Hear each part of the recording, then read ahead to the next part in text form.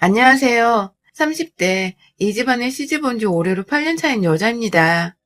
20대의 끝자락에 서 있던 날, 세상에서 가장 행복한 여자로 만들어주겠다는 남편의 손을 꼭 붙잡고 식장으로 들어가던 그 순간이 매일같이 되새겨집니다. 그때 내가 식장을 뛰쳐나갔다면 지금쯤 나는 전혀 다른 삶을 살고 있지 않을까 싶기도 하고, 연애만 했다면 오히려 남편과는 기분 좋은 추억들만 남긴 채 좋게 헤어질 수 있지 않았을까 싶기도 하고, 참, 안 해도 될 지난 일들을 상상해보면서 별걸 다 혼자 각색해보려 합니다. 저는 결혼을 하기 전부터 참 시끌벅적한 인생을 살았다고 자부할 수 있어요. 결혼을 한 후에도 변한 것 하나 없이 오히려 더 씁쓸하고 가슴 아플 만큼의 역경을 많이 겪었고요. 저는 대학을 나오지 않았습니다. 이유는 단순했어요. 가정형편이 좋지 못했거든요. 그 당시 학자금 대출이 지금처럼 아주 흔한 것도 아니었고, 대출이나 은행 일이 무지했던 19살 저는 단순하게 우리 집이 너무 못 사니까, 그리고 부모님도 대학이 부담스럽다며 누누이 말씀을 하시니까 당연히 꿈도 꾸지 못할 곳이라고 생각을 했습니다. 그렇게 친구들이 대학을 갔을 때 저는 돈을 벌겠다고 공장에 들어가 이교대를 하며 학비를 모았고, 부모님도 챙겨드리며 조금씩 모아보다가 제 스스로 학교에 들어갈 수 있을 만큼의 돈이 모였던 24세. 결국 대학 가는 꿈은 완전히 포기를 했어요. 남동생부터 대학을 보내야 하지 않겠냐며 고등학교 졸업 후에 군대를 가르던 애를 붙잡으시면서 제게 학비를 부탁하셨거든요. 집안의 장남이니까. 남자니까 대학은 반드시 나와야 한다면서 당연스레 제가 모아놓은 돈을 동생이 학비로 쓰자고 말씀하시는 부모님께 감히 거역을 할 수가 없었습니다. 당연히 그래야 한다고 저조차도 생각을 했던 것 같아요. 정말로 남동생은 이 집안의 장남이었고 대학이라도 보내놓으면 뭐라도 집안에 도움되는 일을 해주지 않을까 싶기도 했어요. 하지만 그렇게 20살부터 누나가 피땀 흘려 모아온 돈으로 대학을 간 남동생은 3학년이 되었을 때 사고를 쳐서는 같은 학교 캠퍼스 내 여자애를 임신시켰고, 그 바람에 학교도 휴학을 하고 돈을 벌겠다고 사회로 뛰어들었고, 그렇게 나온 대학을 결국 애가 태어나면서 복학도 못한 채 군대부터 후다닥 다녀오겠다고 급기야 중퇴를 해버리고 말았습니다. 정말 남동생이 생각지도 못했던 방향으로 흘러가는 인생에 제가 다 실망과 울분을 토해내야 했고, 왜인지 내리막길로 가는 남동생의 인생을 따라 제 인생조차 완전히 흙구덩이에 파묻히는 듯한 심정이었습니다. 기껏 내가 번 돈으로 대학을 보내놨더니 한다는 짓이 참 화도 안 나고 너무 울어서 나중에 눈물조차 메말라 버렸죠. 결국 남동생이 자퇴하고 군대 들어가던 날 저한테 지 여자친구랑 애까지 맡겨놓고 가버린 바람에 저는 졸지에 한가정의 가장이 되어 버는 돈을 또 족족 조카를 키우는데 보태 써야 했고, 나중에 남동생이 부양가족 문제로 일찍 조기 제대를 했음에도 이미 제가 벌어다주는 돈에 너무나도 익숙해진 동생은 너무나도 당연하게 제게 아이를 부탁한 지 어디서 돈을 버는지 집은 들어오지 않고 매번 밖에서 겉돌았죠. 나중에 보니 동생네 커플은 이미 쫑이 날 대로 나 있었고, 여자 쪽에서는 절대로 결혼을 반대하고 있었어서 결국 남동생은 양육비를 주는 조건으로 깨끗이 헤어지게 되었으나, 그로 인해 저 혼자 중간에서 완전히 새가 되어버렸죠. 어차피 헤어지고 양육비를 줘야 할 거, 왜 그간 내가 양육비와 살림살이에 필요한 생활비까지 가져다주고 있었는지, 사고는 둘이 쳐놓고선 왜 어머니가 돈이란 돈을 다 갖다 바치면서 애 걱정에 다 큰 성인 둘 걱정을 하고 있었는지 후에 막심했지만 때는 이미 늦었었죠. 그 후로 저는 완전히 개털이 되었고 몸은 몸대로 너무 망가져서 계속 공장에서 일을 하기가 힘들었습니다. 대학을 너무 가고 싶은데 갈 수 있을 만큼 돈을 빨리 마련할 방법을 더 이상 찾지 못하게 되었죠. 누가 나 같은 걸 써주기나 할까 싶지만 정말 딱 한순간 술집이라도 나가봐야 하나 싶은 나쁜 생각도 한 적이 있었어요. 그 정도로 제가 너무 최악의 상황이었던 그때 무작정 당장의 생활비를 벌겠다고 숙식이 가능한 알바 자리를 찾았습니다. 바로 골프장 캐디였어요. 무작정 집을 뛰쳐나가서는 저 혼자 제발 살고 싶다며, 하지만 능력이 안 되니 구하고 구한 알바가 캐디였죠. 그 당시 같이 공장 일을 하던 언니의 도움을 받아서 어디 산 깊숙이 있는 골프장까지 따라가서는 무작정 한 달 정도 훈련을 받고는 일을 시작했습니다. 뭔가 이대로 내 인생은 쭉 똑같을 것이라고 생각을 했는데 정말 무슨 운명의 장난처럼 그곳에서 지금의 남편을 만났습니다. 남편은 골프장 손님으로 온 무리들 중 하나였는데 햇빛을 가려보겠다고 얼굴을 모자로 칭칭 감은 제게 유난히 따뜻하고 살가웠던 손님이었어요. 첫 만남부터 좋은 손님이라고 저도 참 감사해 했는데 그 후 남편은 자주 골프장을 찾아서는 저를 지목하며 캐디로 썼고 그렇게 나름 저의 단골 손님이 되어 자주 만나게 되었죠. 골프 치는 동안 시답지 않은 수다부터 시작해 서로의 인생 얘기까지 대화 코드가 잘 맞다 보니 진지한 얘기들도 점점 서스럼 없이 하게 되었고 처음에는 정말 단순히 제가 캐디로서 재밌고 또 자격을 갖췄기에 절 자주 찾아주는 줄 알았어요. 하지만 이내 남자친구와 있냐는 둥 혹은 골프장을 혼자 와서는 캐디와 1대1로 골프를 치려 하는 둥 뭔가 저와 사적인 시간을 점점 보내려 하는 남편의 태도를 알아차리고는 부담스럽다며 일부러 카운터에서 남편을 1차로 거절하기에 이르렀죠. 내심 남편이 좋아 보이긴 했지만 손님과 연애를 해서 일자리를 잃고 싶은 마음은 절대 없었거든요. 하지만 남편은 그걸 알아차렸는지 따로 저를 찾아와 진지하게 만나보고 싶다는 대시를 꾸준하게 했고 급기야 자주 얼굴 보기가 힘들다며 저에게 일자리를 제안하며 골프장 밖으로 데려 나오려 했죠. 거의 1년간의 구애를 지켜보며 저도 서서히 남편에게 마음을 열었고 그렇게 한두 번 남편이 운영하고 있는 작은 회사에 따라가 구경을 해보다가 결국 남편과는 결혼을 하며 저도 캐디 일을 완전히 그만두게 되었습니다. 일은 남편 회사 공장에서 다시 시작했고요. 때문인지 당시 결혼할 때 시부모님의 반대가 정말 심했어요. 제가 대학을 나오지도 않았고 심부름꾼이나 다름없는 캐디로 일을 하다가 자기야도 회사 공장에서 일을 하고 있다고 하니 며느리도 받는 게 싫으셨겠죠. 저도 왠지 남의 집 귀한 자식 뺏어다가 인생 망치게 하는 거 아닌가 싶어서 시부모님을 설득할 용기가 전혀 나질 않았어요. 하지만 제가 좋다는 남편의 완강한 태도와 제 분수를 하고 헤어지려는 저의 모습을 불쌍하게라도 보기 시작한 시아버님의 작은 친절이 결국 어쩌다 보니 결혼까지 하도록 만들더군요. 너무 감사했습니다. 그리고 죄송했어요. 제가 친정과는 연을 완전히 끊고 사는지라 결혼식에도 저희 부모님을 부를 수가 없었는데 내내 저를 탐탁지 않던 시어머니께서 그 모습마저도 완전 꽝인 며느리로 보였겠더라고요. 저와는 눈 한번 마주치지 않으려 하시고 그냥 보기 싫다고 공장에서 일하던 것마저 잘라버리신 바람에 저는 결혼 후 그냥 집안에 있으면서 완전히 집에서 살림만 하게 되었어요. 태어나서 처음으로 휴식다운 휴식을 취해볼 수 있는 시기이기도 했지만 늘 돈에 쫓겨 살았던 제게는 너무나도 불안했고 또 남편에게 미안한 마음도 컸죠.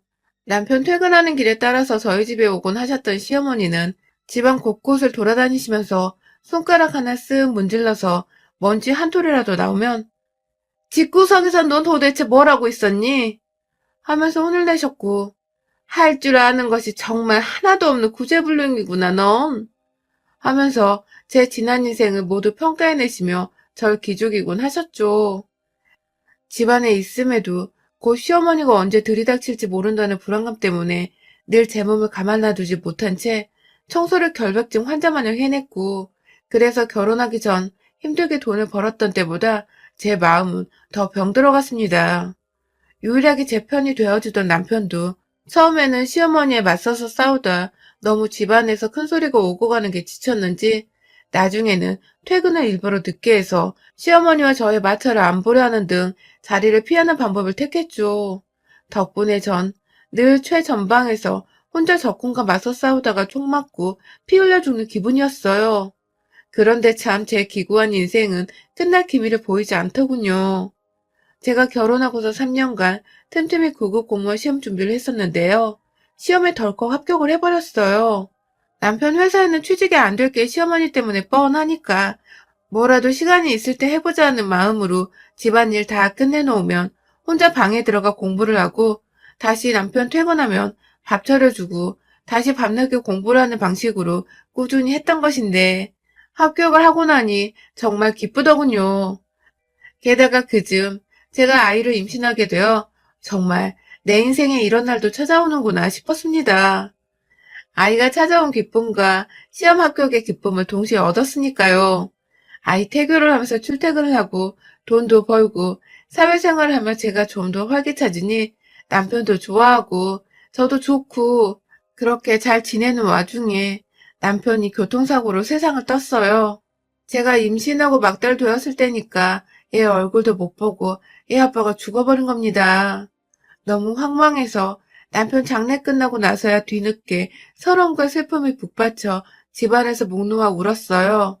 시어머니는 눈물 한 방울 안 흘렸다고 남편 잡아먹은 년이라고 쌍욕을 해대며 막달 임산부인 며느리를 해코지하고자 원망하셨는데 전 그 욕 다 받아먹고서도 눈물 한 방울 안 나오다가 혼자 남겨진 집안에서 그렇게 울음이 터지더라고요.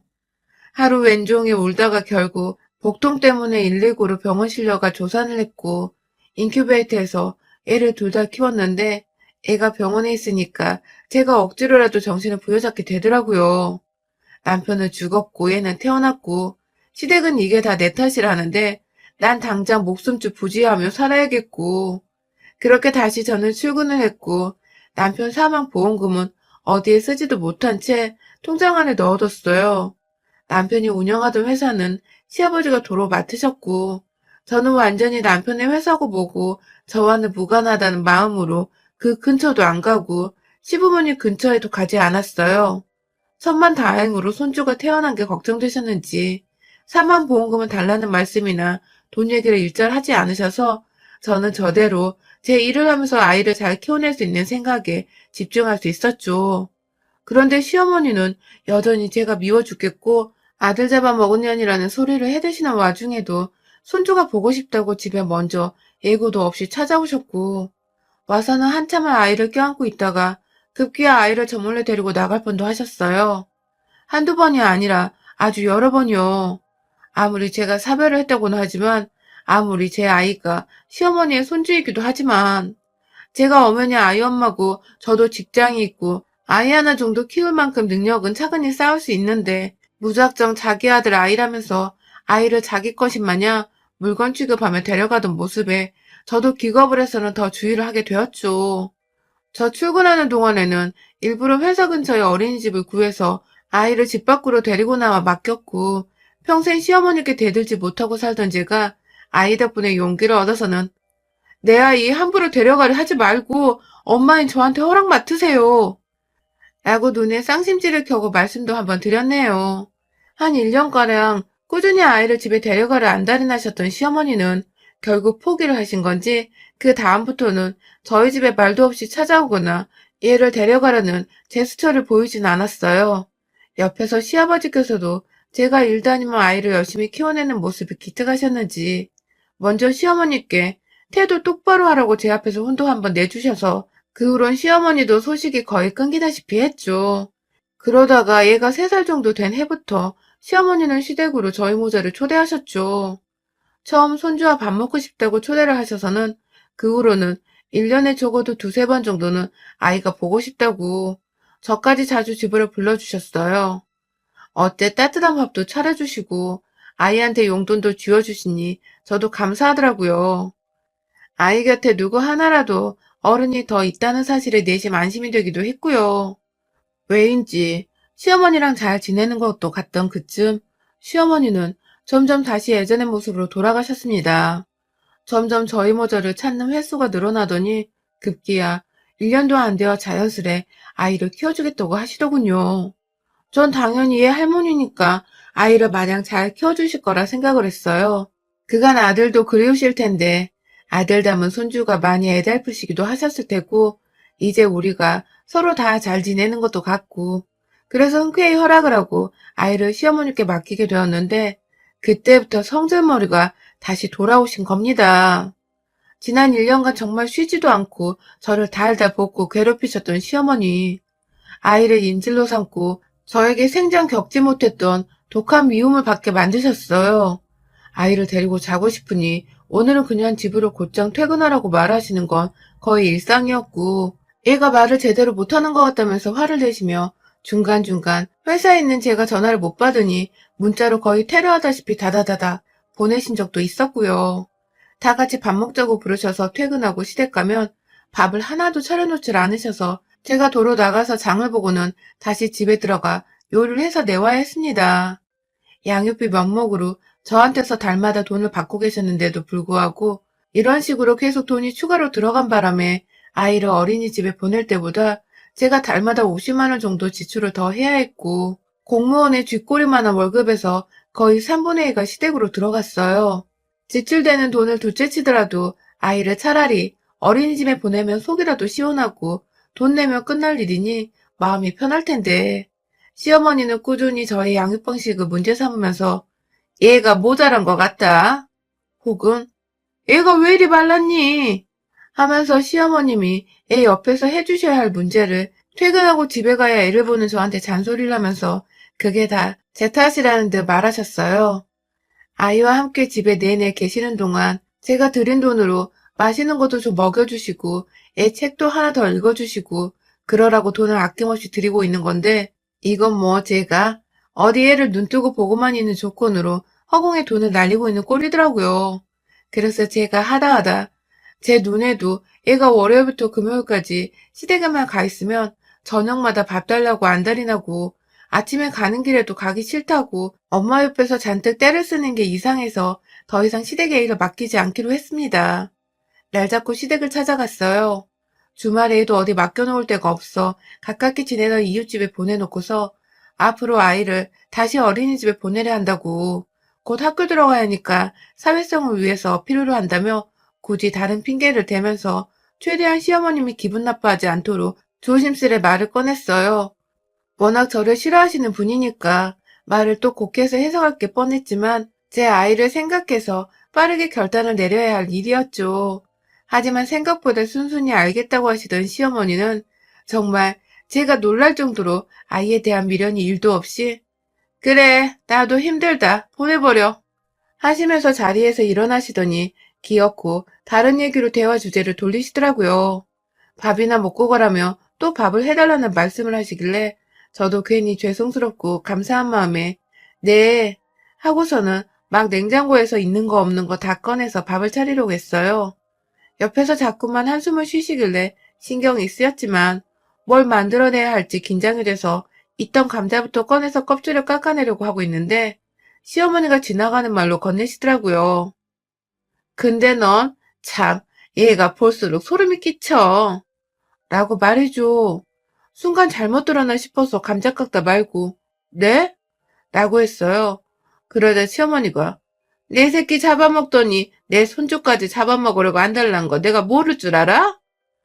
라면서 급기야 지 자식을 잡아먹으려는 어미 타령을 하더군요. 갑자기 죽은 남편 얘기는 슬프게 왜 꺼내는 것이며 엄마가 애 데리고 유치원 보내겠다는데 무슨 구미호 마냥 얄밉다고 쳐다보는데 진짜 억울한 건 말도 못하겠고 너무 서글픈 겁니다. 저도 모르게 화가 나서 애가 매번 여기만 오면 배고프다 하고 아침에는 가기 싫어하고 이런데 어떻게 엄마가 얘를 맡기려 하겠어요?